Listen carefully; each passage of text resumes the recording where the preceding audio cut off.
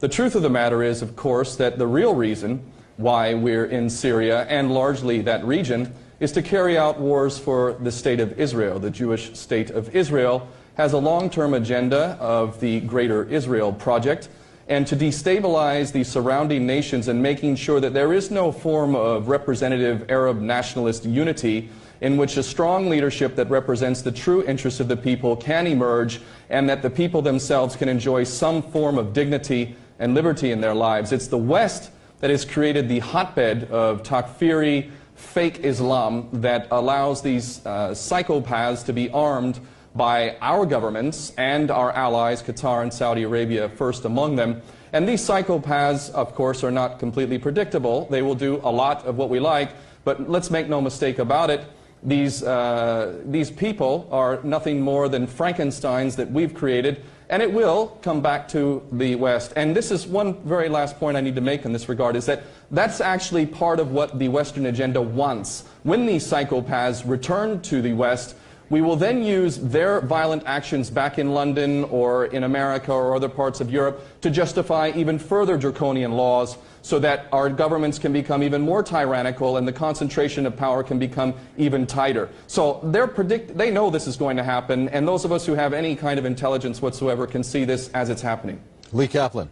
So the fact is that Syria is nothing more than a global chessboard agenda, and in that agenda there is a goal of destabilizing these nations surrounding Israel. Once they're destabilized, it is possible to go in, whether it's a year from now, 5 years from now, and get your puppets in place to be able to extract the resources, to be able to put in permanent military bases, and ultimately to have continuing and ongoing complete control over this region, which of course has profound utility for the purposes of empire, specifically with the energy reserves, and again with permanent military bases that will continue the policy of full spectrum dominance. There's no confusion here. Those of us who care about this world and actually want to see it move for the better are recognizing the obvious history of our birth nations in the West and what they have done. We are the biggest criminals of all, and it is us in the West who need to take care of our governments, because ultimately we are complicit with their crimes, and these crimes can hardly be measured. They are that hideous and they are that consistent.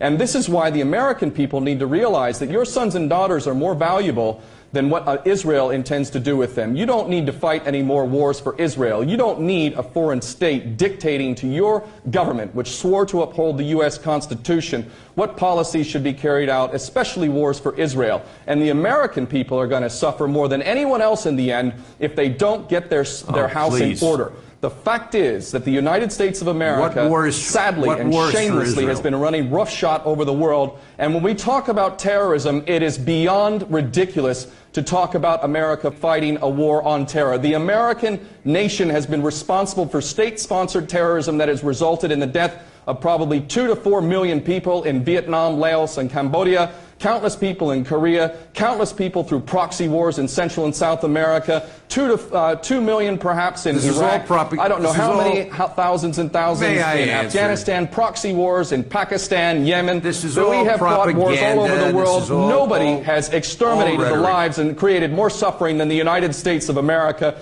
And this is the truth. And at some point, the American people are going to have to face up to this truth, because it does the American people no good whatsoever to continue to bury their heads in the sand.